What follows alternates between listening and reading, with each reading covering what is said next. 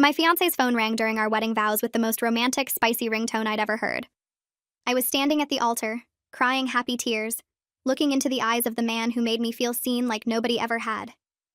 He started his vows, talking about how I was the sun of his solar system. Right as he said those words, his phone started ringing. "Pony" by Genuine blared through the church. Every single person turned to stare. Norman's face went white. He fumbled with his pocket while the grinding beat echoed off the walls. Finally, he silenced it. "Who was that?" I asked. "Wrong number. Probably spam." "Norman, that's a custom ringtone. You assigned that song to someone specific. Show me the phone." He pulled it closer to his chest. "It's nobody. Can we just continue?" "No. We can't." I grabbed my dress and walked off the altar. Norman followed me into the church lobby. Both families rushed after us. "Was it another woman?" I asked. "No, I swear." "Then who was it?" Norman's mom pushed through the crowd. "It's his cousin Rebecca. She's overseas." I stared at her. "He has that song saved for his cousin?" She stuttered about an inside joke. "That's disgusting, and you know you're lying." I tried to grab the phone. He jerked away and it slipped, flying into the decorative fountain. The screen went black. Norman actually looked relieved. My maid of honor, Claire, stopped everyone. "If that call was just your cousin, why are you happy the phone is dead?" "I want the truth," I said, "or this wedding is over." Norman was shaking. "I can't. 1, 2, 3, 4. "Okay," he broke. "The woman's name is Vanessa. She's the mother of my child." The words didn't register. "What?" "I have a son. He's 4 years old. I never told you." My family exploded. I couldn't breathe. "But why does she have that ringtone?" "I set it years ago. She never calls, so I forgot to change it." "That doesn't explain why you were panicked." Norman looked sick. 3 months ago, Vanessa came back to town. We slept together. Once. My dad lunged forward, but my brothers held him back. "Why was she calling you today?" His mother answered. "She's pregnant." My knees buckled. Claire caught me. I pulled out my own phone. "Give me her number. Right now." Norman gave it to me. I called on speaker. The lobby went silent. "Hello?" A woman's voice answered. "This is Norman's fiancé. I'm at the altar right now. Is it true?" Long pause. "He didn't tell you?" "Tell me what?" Vanessa laughed, tired. "I'm not pregnant." "I called to warn you. Norman's been telling people I am, so he has an excuse to stay connected to me. He's been showing up at my apartment for months saying he wants to be a family again. I told him I'd call you if he didn't stop." "So there's no second pregnancy?" "No. But everything else is true. The son, the affair, all of it." I hung up. Norman started talking fast. "Baby, I can explain. You lied about a pregnancy to cover up stalking your ex?" "It wasn't stalking. You have a 4-year-old son you hid from me for 2 years. You cheated on me 3 months before our wedding. And when you got caught, you invented a fake pregnancy." He reached for my hand. I stepped back. "The wedding is off." His mother started wailing. His father dragged him toward the exit. My family surrounded me like a wall. Claire helped me out of the church. I was still wearing my dress when we got to her car. She didn't ask where I wanted to go. She just drove. We ended up at a diner. I sat in a booth in my wedding gown eating pancakes at 4 p.m., mascara running down my face. The waitress just kept refilling my coffee. Claire sat across from me. "What do you need?" "I need to know how I missed all of this." "You didn't miss anything. He hid it. That's not the same thing." I thought about the past 2 years. Every time Norman got quiet when his phone buzzed. Every business trip that seemed too long. Every time his mother looked at me with something that wasn't quite warmth. They all knew. I finished my pancakes and walked out into the parking lot still wearing my dress. "What now?" Claire asked. I looked down at the white fabric, the beading I'd spent months choosing, the train dragging through gravel. "Now I take this off," I said, and I never look back. Claire's apartment was smaller than the place I'd shared with Norman, but it felt safer somehow. I sat on her gray couch in my wedding dress and stared at the coffee table without really seeing it. My phone kept lighting up on the cushion next to me. Norman's name flashed across the screen again and again. Then my mom's name. Then my dad's. Then numbers I didn't recognize. I picked up the phone and turned it face down, but I could still feel it buzzing against my palm through the fabric of my dress. Claire brought me a glass of water and set it on the table in front of me. I didn't drink it. She sat in the chair across from me and didn't say anything. The silence felt heavy, but not uncomfortable. I looked down at the white beading on my dress and thought about how I'd tried on 17 dresses before finding this one. Norman had come to one of the fittings even though everyone said the groom wasn't supposed to see the dress. He'd told me I looked beautiful, and I'd felt so lucky that he couldn't wait. Now I wondered if he'd been checking his phone the whole time, texting Vanessa while I spun around in white fabric. My phone buzzed again. I turned it over and saw Norman's face on the screen, the photo from our trip to the mountains last fall. I'd taken that picture right after he'd told me he loved me for the first time. I pressed the power button and held it until the screen went black. The dress felt too tight suddenly. I stood up and reached behind me for the zipper, but my hands were shaking too much to grab it. Claire got up and walked over without me having to ask. She unzipped it slowly and the fabric loosened around my ribs. I could breathe again. I stepped out of the dress and stood there in my white underwear and strapless bra, looking at the pile of expensive fabric on Claire's floor. She picked it up carefully and started folding it. I watched her smooth out the wrinkles and arrange the train. She was treating it like it mattered even though we both knew I'd never wear it again. I sat back down on the couch in my underwear and pulled the throw blanket over my legs. Claire finished folding the dress and set it on the chair. She sat next to me and we didn't talk. The clock on her wall ticked past 7, then 8, then 9. I kept thinking about the past 2 years. Every time Norman's phone rang and he'd step into another room to answer it. Every weekend he said he had to work late. Every time his mom looked at me during family dinners with this expression I couldn't quite read. They all knew. His whole family knew he had a son, and they watched me plan a wedding and never said a word. I thought about Vanessa's voice on the phone, tired and matter-of-fact. She hadn't sounded angry or jealous. She'd sounded like someone who'd been dealing with Norman's lies for a long time and was just exhausted. I wondered what she'd told their son about his dad. I wondered if the kid knew Norman was supposed to get married today. The thought made my stomach hurt.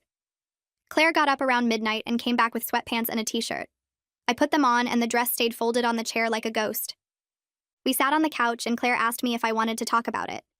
I started going through everything in my head out loud. The business trip to Chicago that lasted 5 days when it should have been 3.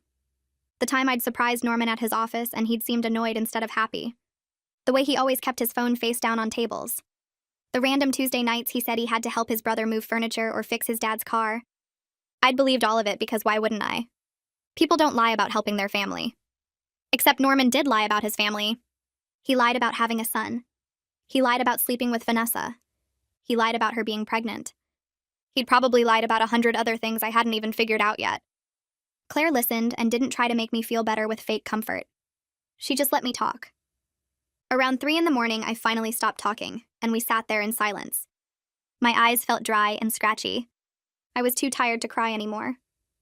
Claire brought me a pillow and another blanket, and I lay down on her couch.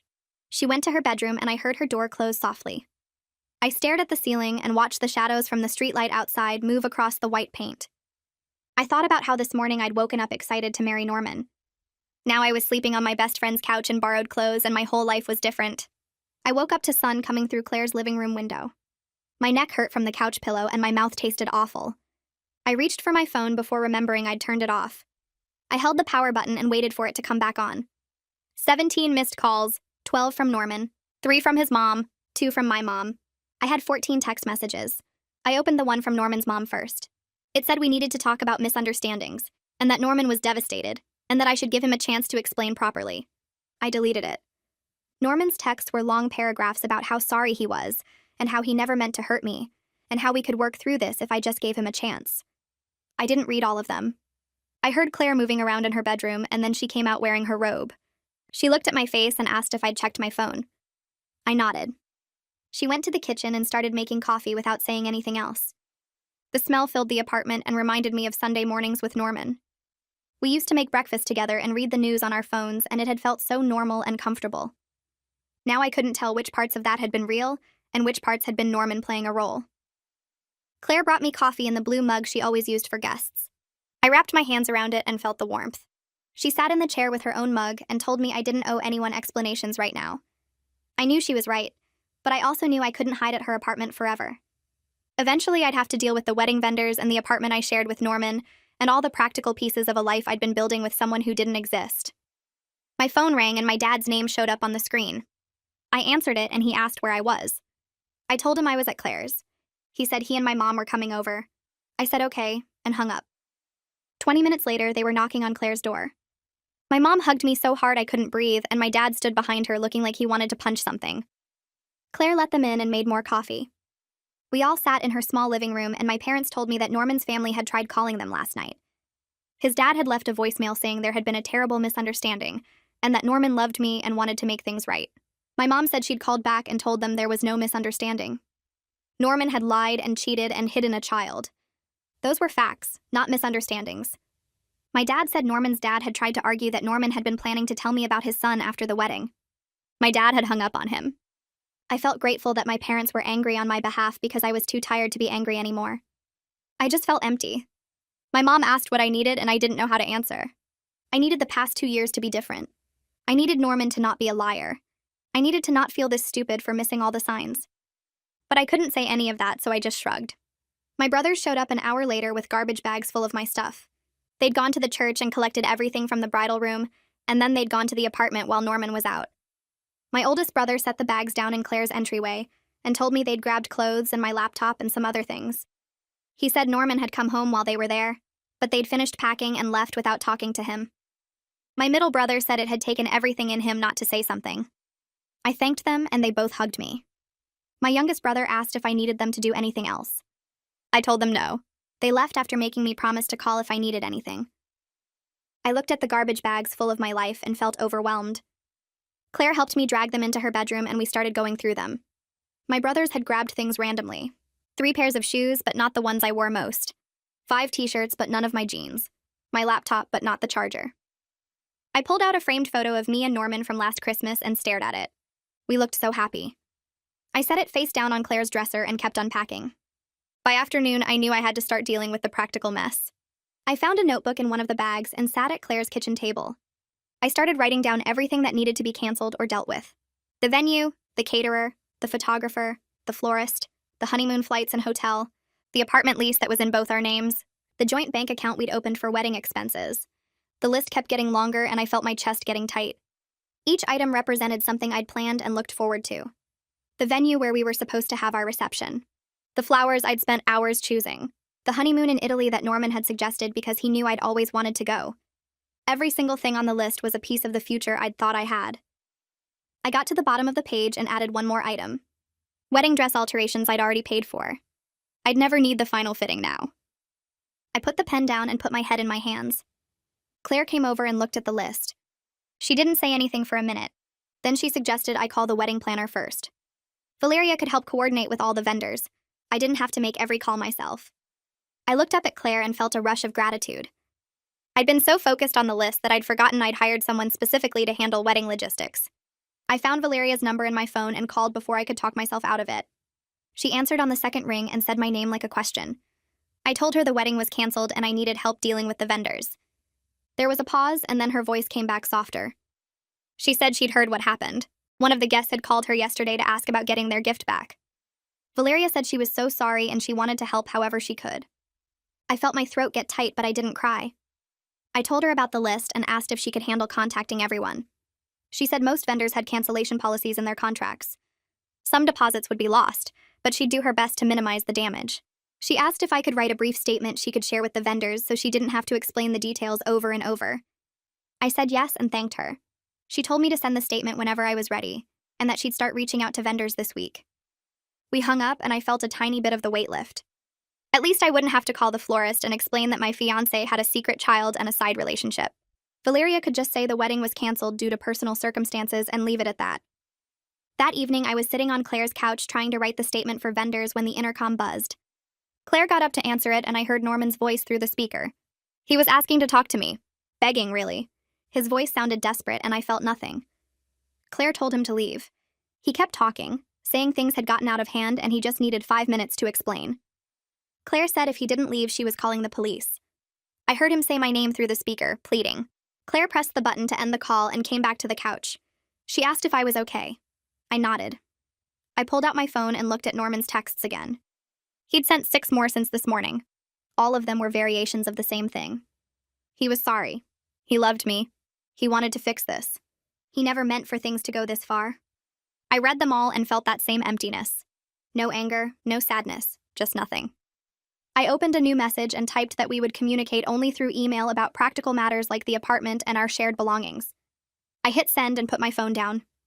30 seconds later, it rang. Norman's face filled the screen. He was calling instead of respecting the boundary I'd just set. I stared at his photo for 3 rings. Then I blocked his number. The phone stopped ringing. I felt a small surge of something that might have been power. It wasn't much, but it was the first time since yesterday that I'd made a choice that was entirely mine. The next morning, my phone rang while I was still in bed at Claire's place. The screen showed a number I didn't recognize. I almost didn't answer, but something made me pick up. A woman's voice introduced herself as the venue manager. She said Valeria had contacted her about the cancellation, but she wanted to reach out personally. I sat up and waited for whatever bad news was coming. She explained they couldn't refund the deposit because the contract was clear about cancellations within 2 weeks of the event. My stomach dropped. Then she said they were willing to apply the full amount to a future event if I wanted to reschedule within a year. I actually laughed out loud. The sound came out harsh and bitter. She went quiet on the other end. I told her I appreciated the offer, but I wouldn't be getting married there or anywhere else anytime soon. She said she understood and that she was sorry about what happened. I thanked her and hung up. The idea that I'd ever want to walk back into that venue made me feel sick. I spent the rest of the morning trying to figure out what I actually owed and what I could get back. Claire made coffee and sat with me while I went through every contract and receipt. The numbers kept getting bigger. I called my cousin Nadia around noon. She's a lawyer who specializes in contracts. She said she could meet me that afternoon. I got dressed in actual clothes for the first time in days and took the bus to her office downtown. Nadia's assistant showed me to a conference room with big windows overlooking the city. Nadia came in a few minutes later carrying a legal pad. She hugged me first and then sat down across from me. I handed her the folder with all my wedding contracts. She put on her reading glasses and started going through each document. I watched her face for any sign of good news. She took notes and made small sounds while she read. After 20 minutes, she looked up and said most of the vendors had solid cancellation clauses. I was probably out about $15,000 in deposits that were clearly marked as non-refundable. The number hit me like a punch. $15,000 gone because Norman couldn't tell the truth. I felt physically sick. Nadia reached across the table and squeezed my hand. She asked if I wanted to pursue any legal action against Norman. I could potentially sue for fraud or emotional distress. I thought about it for maybe 10 seconds. Then I told her I just wanted to be done with him. I didn't want months or years of court dates and lawyers and seeing his face. Nadia nodded like she expected that answer. She said she understood, but she'd put together some information for me anyway in case I changed my mind later. She pulled out a folder and explained what my options would be if I decided to go that route. I took the folder and thanked her. She didn't charge me for the consultation. She said family doesn't pay family. I left her office feeling both grateful and defeated. At least I knew where I stood financially now. 3 days after the wedding that didn't happen, I had to go back to work. I couldn't hide at Claire's apartment forever. I got up early and put on work clothes that felt strange after days in sweatpants. The bus ride felt too long.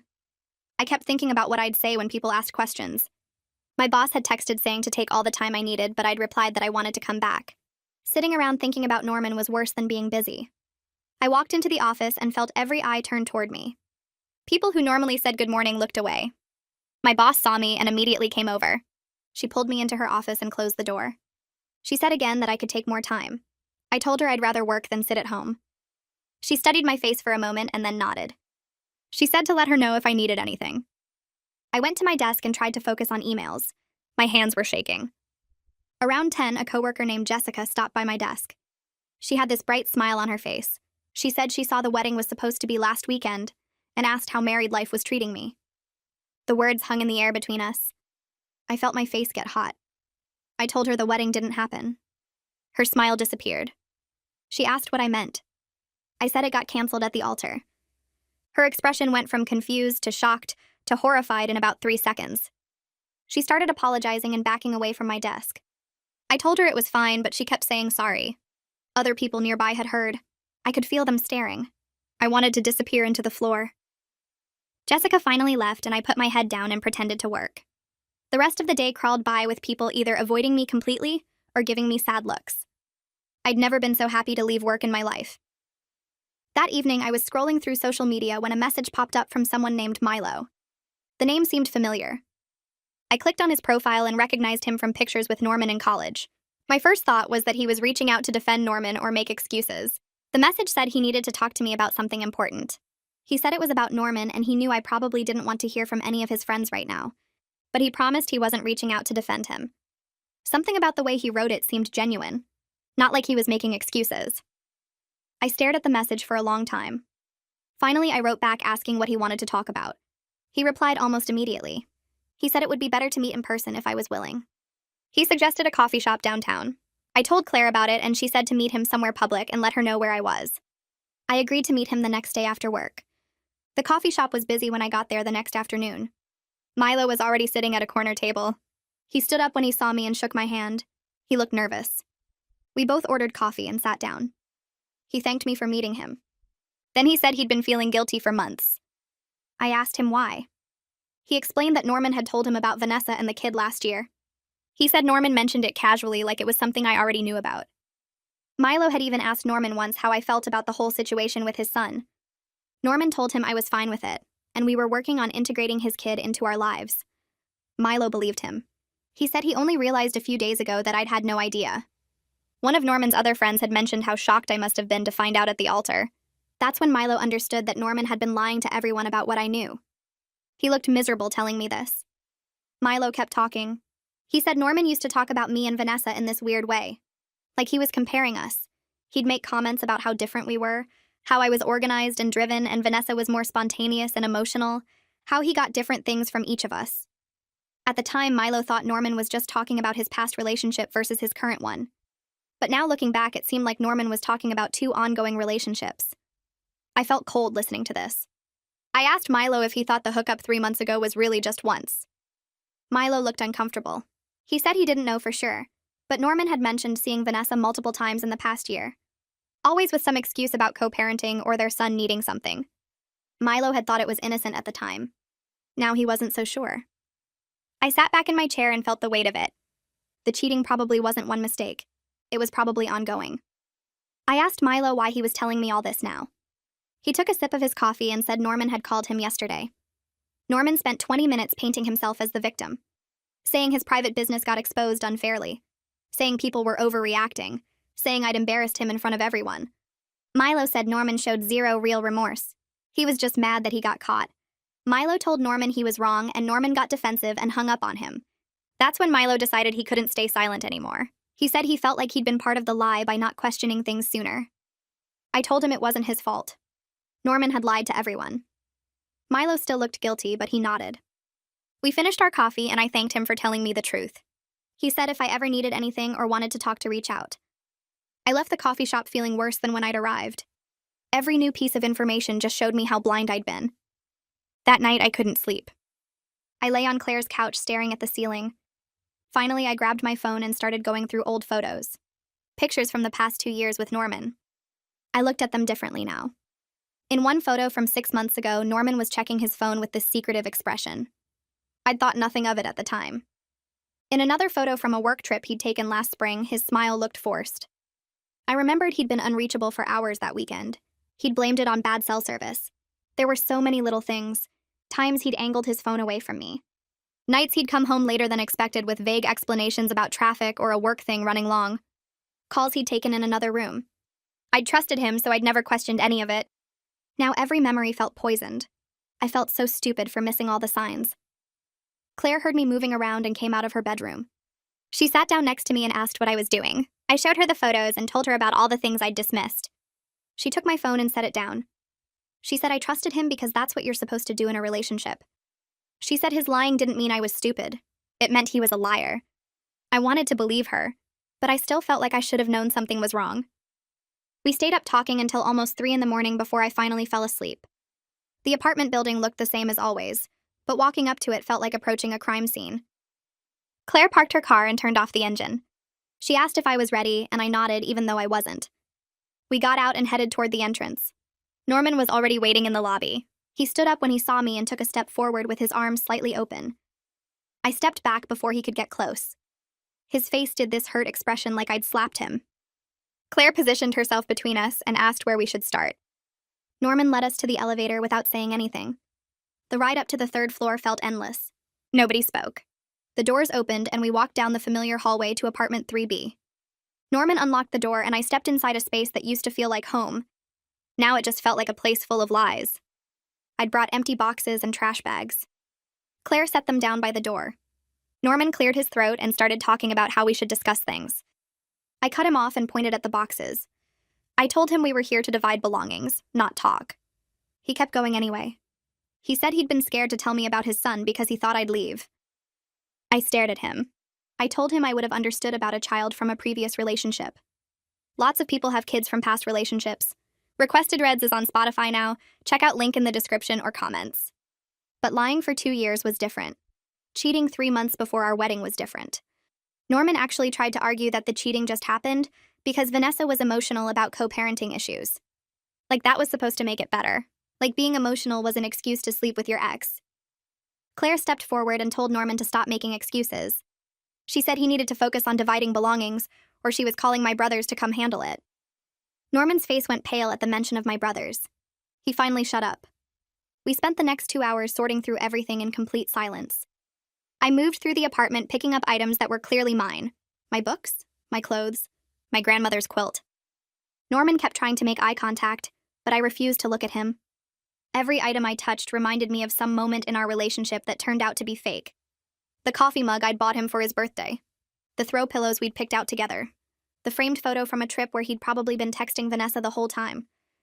I left everything we'd bought together. I didn't want any of it. Norman tried to insist I take the coffee maker we'd picked out on a vacation to the mountains. I snapped that I didn't want anything that would make me think of him every morning. He set it down and didn't argue. By the time we finished, I had 3 boxes of stuff. That's all I was taking from 2 years of living together. 3 boxes. Claire helped me carry them down to her car. Norman followed us and tried to say something as we loaded the trunk. I slammed it shut and got in the passenger seat without responding. Claire drove away, and I watched the building disappear in the side mirror. My mom called me that evening while I was unpacking at Claire's place. She sounded tired.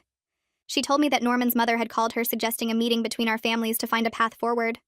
I almost laughed. My mom said she'd politely told Norman's mother that wouldn't be happening and asked her not to contact us again. The fact that his mom still thought there could be a path forward showed she understood nothing. There was no path. There was no forward. There was just a way. I thanked my mom and she asked how I was really doing. I told her I didn't know yet. She said that was okay and that she loved me. After we hung up, I sat on Claire's couch and realized I hadn't slept properly in days. Every time I closed my eyes, I saw Norman at the altar. I saw his face when the phone rang. I saw his mother lying. I saw everything unraveling in front of 200 people. Claire suggested I talk to someone and gave me the number for Charlotte King, a therapist she'd heard good things about.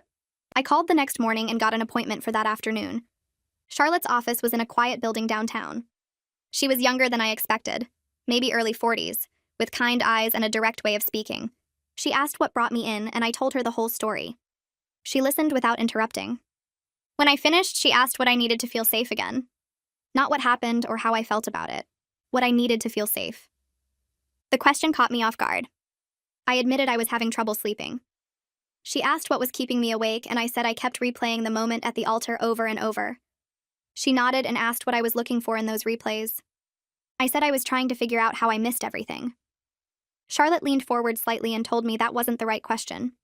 The right question was why Norman chose to deceive me. She said I was angrier at myself than at him, and I needed to redirect that anger where it belonged. I felt tears starting and tried to stop them.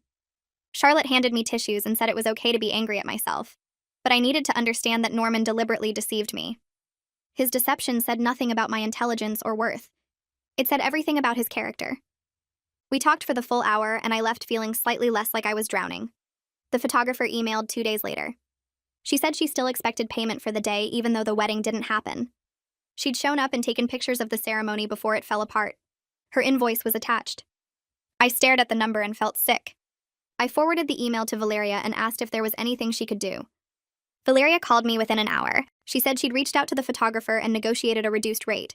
The photographer could still use the pre-ceremony photos for her portfolio, so she was willing to accept 60% of the original cost. It was better than nothing. I agreed and thanked Valeria for handling it. She said she was sorry about everything and hoped I was taking care of myself. I said I was trying. That night, I made the mistake of checking social media. Norman had posted a status about going through a difficult time and learning from mistakes. Several people who didn't know what happened had commented with support. Someone wrote that everyone makes mistakes, and growth is what matters. Another person said they were proud of him for being vulnerable. I stared at the screen, feeling my blood pressure rise. He was painting himself as someone going through a hard time, not someone who'd lied and cheated and destroyed someone else's life. I wanted to comment and tell everyone the truth. I wanted to share screenshots of our text exchanges. I wanted to expose every lie. But I closed the app instead. Claire was right when she said engaging with him would only make things worse. He wasn't worth my energy anymore. I closed the app and put my phone face down on Claire's coffee table. She looked up from her laptop where she'd been working on something and asked if I was okay. I told her I was done looking at his stuff, done caring what story he told himself to sleep at night. She nodded and said that was probably healthy. Then she suggested something that caught me off guard. She said I should write out everything I wanted to say to Norman but never send it, just to get all the feelings out of my head and onto paper. I stared at her for a second because it seemed too simple to actually help, but she insisted it worked for her after a bad breakup years ago. She grabbed a notebook from her desk drawer and handed it to me with a pen. I took it and sat cross-legged on the couch, staring at the blank page for a while before I started writing. Once I started, I couldn't stop. I filled 7 pages with anger and hurt and questions I'd never get answers to. I wrote about the moment at the altar when everything shattered. I wrote about feeling stupid for missing signs that seemed obvious now. I wrote about his mother's lies and his fake pregnancy excuse and how he tried to hug me at the apartment like nothing had happened. I wrote things I wished I'd said when he was making excuses, sharp words that felt good to put on paper even if he'd never hear them. When I finished, my hand was cramping and my eyes were burning, but I felt lighter somehow. Claire asked if I wanted to keep the pages or get rid of them, and I said I wanted them gone. She led me to her fireplace and handed me a lighter. I watched the pages curl and blacken in the flames, and it felt surprisingly good to see all those words turn to ash. My dad called the next morning and asked if I wanted to get lunch. I said yes because I knew he was trying to help, even though neither of us really knew what to say about everything. We met at a sandwich place near his office, and he looked tired when he sat down across from me. He started talking before I could even open my menu. He apologized for not seeing through Norman, said he seemed like such a good guy who treated me well. His voice cracked a little when he said he should have known something was wrong. I reached across the table and put my hand on his. I told him Norman fooled everyone, not just me. I said Norman was good at lying. That was the whole problem. My dad nodded, but I could tell he still felt bad about it. We talked about other things while we ate, normal stuff about work and my brothers and my mom's new garden project. It felt good to have a conversation that wasn't entirely about the disaster at the altar. When we finished eating, my dad paid the check and hugged me in the parking lot. He said he was proud of how I was handling everything, and that helped both of us feel less guilty about missing the signs. I ran into one of Norman's cousins at the grocery store 3 days later. I was reaching for cereal when I heard someone say my name. I turned and there she was, looking uncomfortable but walking toward me anyway. She said she'd been thinking about me and wanted to check how I was doing. I said I was fine and tried to move my cart past her, but she kept talking. She said Norman was really struggling with everything, like that was supposed to make me feel something other than angry. I stopped and looked at her directly. I told her he should be struggling since he created this entire mess by lying for 2 years and cheating 3 months before our wedding. Her face went red and she started to say something about how everyone makes mistakes. I didn't let her finish. I said mistakes are forgetting to call someone back or being late to dinner, not hiding a child and stalking an ex. Then I walked away before she could say anything else. My hands were shaking when I got to the checkout line, but I was glad I'd said it. Valeria called me that evening with final numbers on the wedding costs. I'd been avoiding thinking about the money part because I knew it would make me angry all over again. She went through each vendor and what they'd agreed to. The venue kept half the deposit. The caterer kept $1,000. The photographer took 60% like we'd negotiated. The florist kept everything because flowers had already been ordered. When she finished adding it up, she said I was losing about $12,000 total. It was less than I'd feared when I first started canceling things, but it was still a huge financial hit that made me want to scream. $12,000 gone because Norman couldn't tell the truth. Valeria said she was sorry and that she'd done everything she could to minimize the losses. I thanked her for all her help and hung up. Then I sat on Claire's couch and stared at the wall, doing math in my head about how long it would take me to recover from this. I decided to ask Norman to pay half of the lost deposits. It seemed fair since his lies caused the cancellation in the first place. I opened my laptop and started an email, keeping it formal and direct. I wrote out an itemized list of every lost deposit with the vendor name and amount. The total came to $12,347. I asked him to pay half, which was $6,173.50. I said it was only fair that he take some financial responsibility for the consequences of his actions. I read the email 3 times before sending it, making sure my tone stayed calm and factual. His response came back 2 hours later. It was long, way longer than it needed to be. He wrote about how he was already financially stressed from lawyer fees for the custody situation with Vanessa. He said he was barely making rent right now and couldn't afford to pay me anything. He went on about how he knew he'd messed up, but punishing him financially wouldn't help either of us move forward. The whole message made me want to scream. He was acting like paying for the damage he caused was some kind of unfair punishment instead of basic responsibility. I called Nadia and told her about Norman's response. She asked if I wanted her to send him a legal letter demanding repayment, and I said yes immediately. His refusal to take any financial responsibility was somehow more infuriating than the original betrayal. At least when he lied about his son and the affair, I could tell myself he was weak or scared or whatever excuse made sense. But refusing to pay for the mess he created was just selfish. Nadia said she'd draft something official and have it sent within a few days. The letter would request $6,000 within 30 days and outline potential legal action if he didn't comply. I knew he probably still wouldn't pay, but having it in writing from a lawyer felt important. It felt like I was doing something instead of just accepting that he could destroy my life and walk away without consequences. Norman's father called my dad a week after Nadia sent the letter. My dad called me right after and put me on speaker so I could hear what had happened.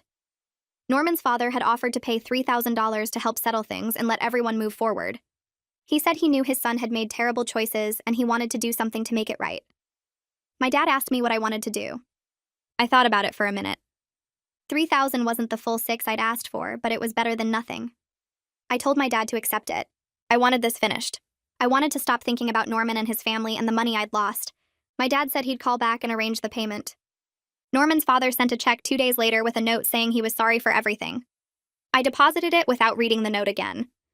I started looking for a new apartment because staying with Claire indefinitely wasn't fair to her, even though she kept insisting she didn't mind. I spent hours scrolling through listings online, trying to find something I could afford that was available soon. Most places were either too expensive or too far from my job, or had terrible reviews about bugs or noise. I finally found a small one-bedroom in a building about 20 minutes from work. It was more expensive than I'd like, nearly $200 more per month than I'd been paying when I lived with Norman. But it was available immediately, and the building looked clean in the photos. I scheduled a viewing for the next day.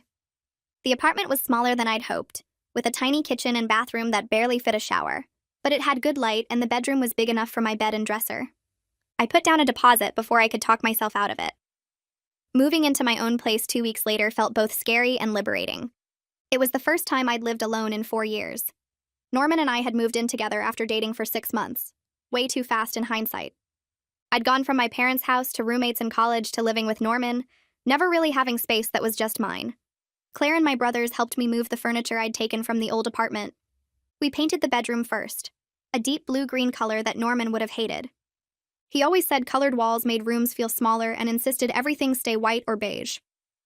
I bought 3 plants at the hardware store, the kind Norman said were too much work because they needed regular watering. I put them on the windowsill and felt like I was reclaiming small choices as my own. I had a session with Charlotte the day after I finished unpacking. She asked how I was feeling about the new apartment, and I told her it was strange but good. Then I admitted something I'd been thinking about a lot. I said I felt like I'd wasted 2 years of my life on someone who didn't deserve it. Charlotte leaned forward and asked why I thought it was wasted.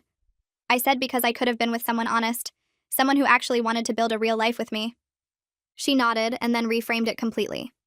She said those 2 years taught me what I actually need in a partner, what red flags to watch for, what boundaries matter. She said I learned I'm strong enough to walk away even when it's hard and public and embarrassing. I wasn't totally convinced yet, sitting there in her office trying to see 2 years of lies as some kind of learning experience. But I was starting to see that this experience taught me important things about boundaries and trust, things I probably couldn't have learned any other way. My brothers showed up the next Saturday morning with a truck and way too much energy for 8 a.m. They helped me carry boxes up 3 flights of stairs because the building didn't have an elevator. My oldest brother Joseph kept making jokes about how light everything was, saying I must have left Norman with all the heavy stuff. He wasn't wrong. I'd taken my clothes, my books, my laptop, and not much else.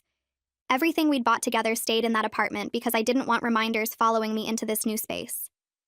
We set up my bed first, then the dresser, then the small bookshelf I'd had since college. Joseph stood in the middle of my bedroom when we finished and looked around at the mostly empty space.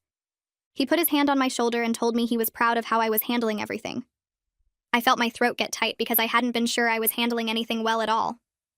He said most people would still be falling apart, but I was already building something new. My other brothers nodded, and one of them said I was tougher than Norman ever deserved. Their support hit me harder than I expected because I'd felt so alone in this whole mess, even with Claire helping me. Having my brothers there, moving furniture and making stupid jokes and telling me they were proud, made me feel less like I was drowning. 3 weeks into living alone, I woke up one morning and realized I'd slept through the entire night without waking up anxious. It was the first time since the wedding that I hadn't jolted awake at 3 a.m., replaying the moment Norman's phone rang. I lay in bed staring at my ceiling and thought about my day yesterday. I'd gone to work, came home, made dinner, watched a show, went to bed. Not once had I thought about Norman. Not once had I checked his social media or wondered what he was doing or imagined what I'd say if I ran into him. A whole day had passed and he hadn't crossed my mind even one time. It felt like a small thing but also huge, like I was finally reclaiming space in my head that he'd been taking up for months. I got up and made coffee in my tiny kitchen, and even that felt different somehow. Lighter. Like the apartment wasn't just mine physically, but mine mentally too. A place where Norman didn't exist anymore. Vanessa sent me a message on social media a few days later asking if we could talk. I stared at the message for a long time, trying to decide if I wanted to open that door. Part of me was curious about her side of everything, but another part just wanted to move on and forget the whole situation existed. I finally responded saying I'd meet her for coffee, mostly because I wanted to understand how Norman had managed to lie to both of us so completely. We met at a place near my new apartment on a Tuesday afternoon. She was already there when I arrived, sitting at a corner table looking nervous. She stood up when she saw me and immediately apologized, saying she had no idea Norman was engaged until she saw the wedding announcement online. She'd thought he was single and genuinely trying to be a better co-parent. I sat down across from her and ordered coffee, studying her face to see if she was lying. She looked tired and sad and honest. She explained that Norman had shown up at her apartment one day saying he wanted to be more involved in their son's life. He'd been absent for years, barely seeing the kid, and suddenly he was acting like father of the year. She'd been cautious but hopeful because their son deserved a dad who cared. Norman had told her he was single and focused on being a better person. He'd take their son to the park, help with bedtime, act like a real parent. Vanessa said she'd been shocked when he got angry about her calling me at the wedding, because that's when she realized he'd been lying about everything. She'd seen the announcement online 2 days before the ceremony and tried to warn me, which is why she called. She said she felt terrible about the affair 3 months ago, but Norman had pursued her for weeks before she gave in. She'd been in a weak moment, missing the family they could have been, and made a mistake. The morning after, she told him it couldn't happen again and that he needed to stop coming around so much. That's when Norman started getting weird, showing up unannounced and talking about being a family. She'd threatened to call me if he didn't back off, which is why he panicked when her name showed up at the altar. I asked her directly about Norman's claim that their hookup just happened naturally, and she looked uncomfortable. She admitted he'd been pursuing her hard for weeks, bringing her coffee, offering to babysit more, saying things about how they belonged together. She'd resisted at first because she knew it was a bad idea, but one night when she was lonely and he was being sweet, she gave in. She regretted it immediately and told him they couldn't do it again. Norman had acted understanding, but then kept pushing, kept showing up, kept talking about second chances. That's when she realized he wasn't trying to be a good dad. He was using their son as an excuse to get back into her life. She told me she'd been relieved when I called her during the wedding because it forced everything into the open. She said Norman was now trying to get more custody of their son, probably to look responsible after everything that happened, but she was fighting it because his sudden interest in parenting was clearly fake. We ended up talking for 2 hours, way longer than I'd planned. By the end, I felt like we'd formed this weird alliance based on both being lied to by the same man. She gave me her number and said to call if I ever needed to talk to someone who understood what Norman was capable of. I thanked her and meant it. Walking back to my apartment, I felt strange but also validated. Hearing her side confirmed that everything Norman told me was a lie. He hadn't been a victim of circumstance or made one mistake. He'd been actively manipulating both of us for months, maybe years. That realization made me angry all over again, but it also made me grateful I'd found out before actually marrying him. Some friends invited me to dinner that weekend, people who'd been giving me space since the wedding disaster. I almost said no because I wasn't sure I wanted to talk about everything again, but Claire convinced me to go. We met at a restaurant downtown, and everyone was careful at first, talking about work and movies and anything except Norman. Finally, I brought him up myself, making a joke about how at least I'd gotten a good story out of the whole thing. Everyone relaxed after that, and we ended up laughing about some of the ridiculous parts. The phone ringing during the vows with that song. Norman's face when the phone flew into the fountain. His mother's terrible lie about the cousin. Being able to laugh about it felt like progress, like I was taking back the story instead of letting it control me. One friend mentioned she'd never fully trusted Norman because he was too smooth, always saying exactly the right thing. I stopped mid-bite and stared at her because she was absolutely right. Norman had always known what to say, how to make me feel special, when to compliment me or apologize or be romantic. At the time, it felt like he really understood me, but looking back, it seemed almost rehearsed, like he'd studied what women wanted to hear and perfected his delivery. I thought about all the times he'd said something that felt almost too perfect, too scripted. My friend said she'd mentioned it once to another mutual friend, and they'd agreed Norman seemed like he was performing sometimes rather than being genuine. I'd never noticed because I was too close to it, too in love to see the pattern. But now that she'd pointed it out, I couldn't unsee it. My boss called me into her office the following Monday, and I assumed something was wrong. Instead, she told me I was getting the promotion I'd applied for before the wedding chaos. I just stared at her because I'd completely forgotten about it with everything else happening. She said the decision was based on my performance over the past year, not sympathy about my situation. She wanted me to know I'd earned it through my work. Having something positive happen that had nothing to do with Norman felt incredible. It reminded me I was more than this failed relationship, more than the woman who got humiliated at the altar. I had a career I was good at, goals that mattered, a life that existed separate from all the drama. I thanked my boss and walked back to my desk feeling lighter than I had in weeks. That night, I checked my email and saw a message from Norman. The subject line said, "Can we talk?" I almost deleted it without reading, but curiosity got the better of me. He'd written several paragraphs about how he'd been doing a lot of thinking and growing. He said he understood why I was angry, but hoped we could meet to discuss everything like adults. He wanted a chance to explain himself properly and show me he'd changed. I read the whole thing twice, waiting to feel something. Anger, maybe, or sadness, or even temptation to hear him out. Instead, I felt nothing except tired annoyance that he still thought he deserved my time. I hit delete without responding because I had nothing left to say to him, and no interest in hearing whatever justifications he'd come up with. Norman was my past, and I was done letting him take up space in my present. Claire asked if I wanted to try meeting someone new, and I said maybe, not really believing it. She set me up with a friend of her boyfriend's anyway, someone named Daniel who worked in accounting. We met at a coffee shop on a Wednesday evening, and he showed up exactly on time wearing a button-down shirt that looked freshly ironed. He smiled when he saw me and pulled out my chair, which felt nice even though I kept waiting for some red flag to appear. We talked about work and hobbies, and he mentioned he'd just gotten out of a long relationship too. I appreciated that he was honest about looking for something casual, just wanting to get back out there without pressure. There wasn't any spark between us, no chemistry that made my stomach flip, but sitting across from him proving I could do this felt important. When we said goodbye, he hugged me and said he'd had a good time, and I believed him, even though we both knew we wouldn't see each other again. Walking back to my car, I felt lighter than I had in weeks because I'd put myself out there and survived it. Charlotte asked me what I wanted my life to look like going forward, and I opened my mouth to answer, but nothing came out. She waited while I sat there, realizing I had no idea what I actually wanted, because I'd been building everything around Norman's plans. He'd wanted to move to the suburbs eventually, so I'd started looking at houses outside the city. He'd said my job was fine but not ambitious enough, so I'd been considering a career change I didn't actually want. He'd dismissed my interest in taking art classes as impractical, so I'd stopped mentioning it. Charlotte handed me a notebook and told me to write down things I wanted to do that Norman had always shot down. I started with small things like trying new restaurants he'd called overpriced and wearing bright colors he'd said didn't suit me.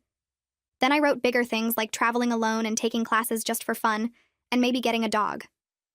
Looking at the list, I felt angry at myself for letting him shape so many decisions without even noticing it was happening. Charlotte pointed out that recognizing the pattern was the first step toward changing it, and I wanted to believe her. I signed up for a pottery class at a community center near my apartment. Norman had made fun of the idea years ago when I'd mentioned wanting to try it, calling it a midlife crisis cliché for women who watch too many romantic movies.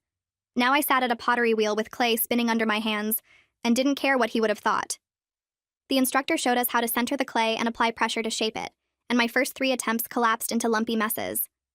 The woman next to me laughed at her own failed bowl, and I found myself laughing too, both of us covered in clay dust and completely focused on something that had nothing to do with our regular lives.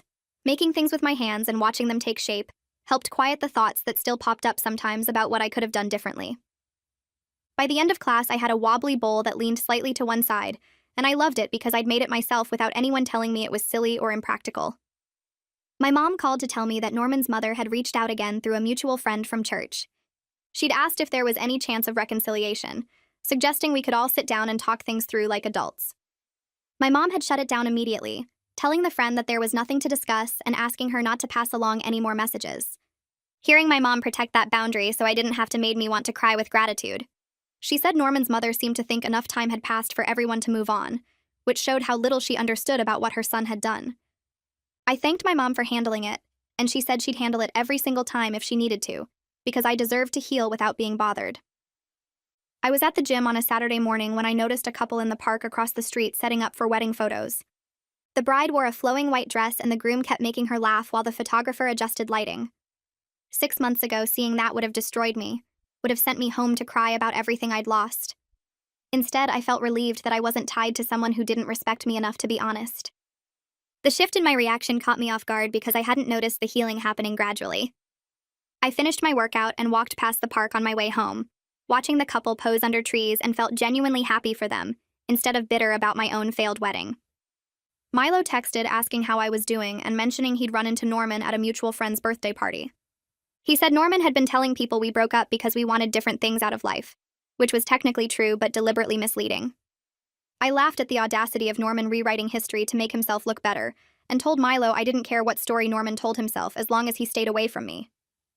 Milo said Norman had looked uncomfortable when someone asked about me and changed the subject quickly. I appreciated Milo keeping me updated but told him he didn't need to report back anymore because Norman was my past, and I was done letting him take up space in my thoughts.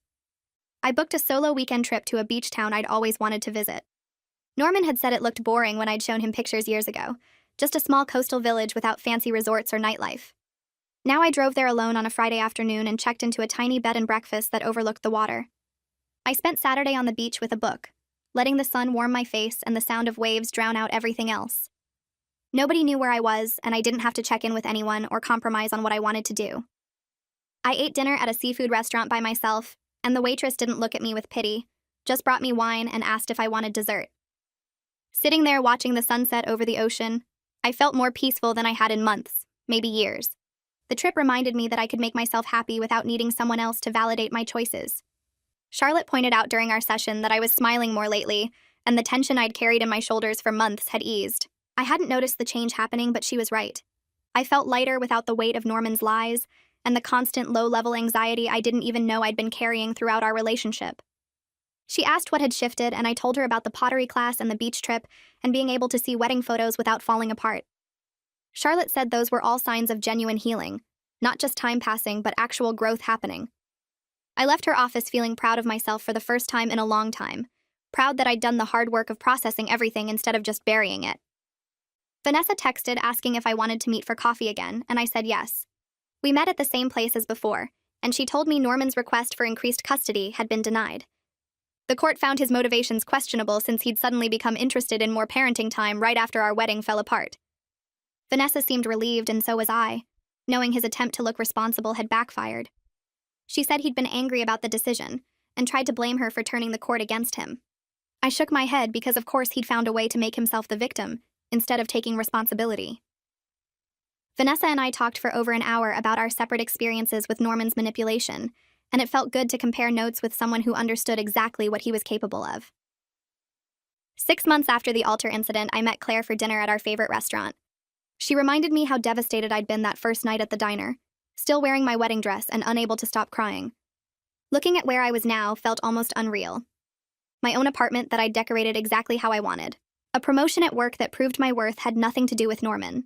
New hobbies that brought me genuine joy. Genuine peace that came from knowing I'd escaped something that would have made me miserable. Claire raised her glass and said she was proud of me for not just surviving but actually thriving. I clinked my glass against hers and meant it when I said I couldn't recognize that broken person I'd been 6 months ago, because I'd become someone stronger. I was pushing my cart down the paint aisle at the hardware store when I saw him. Norman's father stood near the brushes, holding a can of wood stain and looking like he wanted to disappear. Our eyes met, and he couldn't pretend he hadn't seen me. He set down the can and walked over, his shoulders tight. He said he was sorry for everything his son put me through. The words came out stiff, but they seemed real. I thanked him for the partial payment of the deposits and told him I was doing well, which surprised me because it was actually true. He nodded and looked relieved, like he'd been carrying that apology around for months. We stood there for another few seconds in awkward silence before he picked up his wood stain and headed toward the registers. I finished my shopping and drove home feeling lighter than I expected. My youngest brother called me on a Tuesday night and asked if we could meet for coffee. I knew something was up because he sounded nervous.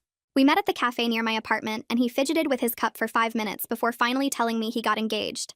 His girlfriend Hannah had said yes over the weekend, and they were already starting to plan. Then he asked if I'd be okay attending wedding planning events after what happened to me. I reached across the table and grabbed his hand.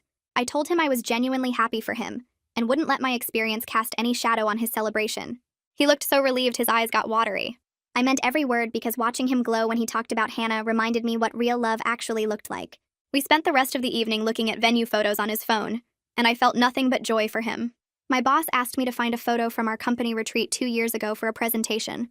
I opened my laptop and started scrolling through old files. That's when I found them. Pictures from when Norman and I first started dating. There we were at that restaurant he took me to on our 3rd date. Another one of us at the beach where he told me he was falling for me. I stared at the screen waiting for the pain to hit. Instead, I felt mostly nothing. Just a vague sense of looking at strangers. I mentioned it to Charlotte during our next session, and she said that was the truest sign of moving on. Not hate, just lack of emotional charge. She was right. Those photos could have been of anyone. Saturday morning, I sat in my favorite chair by the window, the one with the bright blue cushions that Norman said clashed with everything. I was drinking coffee and watching people walk their dogs in the park across the street. Sun came through the window and warmed my face. I had nowhere to be and nothing I had to do for anyone else. My apartment was decorated exactly how I wanted. My schedule was mine. My choices were mine. I realized I was genuinely happy with my life exactly as it was. The wedding that didn't happen turned out to be the best thing that could have happened, even if I couldn't see it at the time. It freed me to build a life that was completely mine. I took another sip of coffee and smiled at how far I'd come from that girl crying in a wedding dress at a diner. This version of me was so much stronger. Well, that wraps up whatever this was. If you stayed until the end, I assume curiosity got the best of you. Might as well come back next time and see if I top it.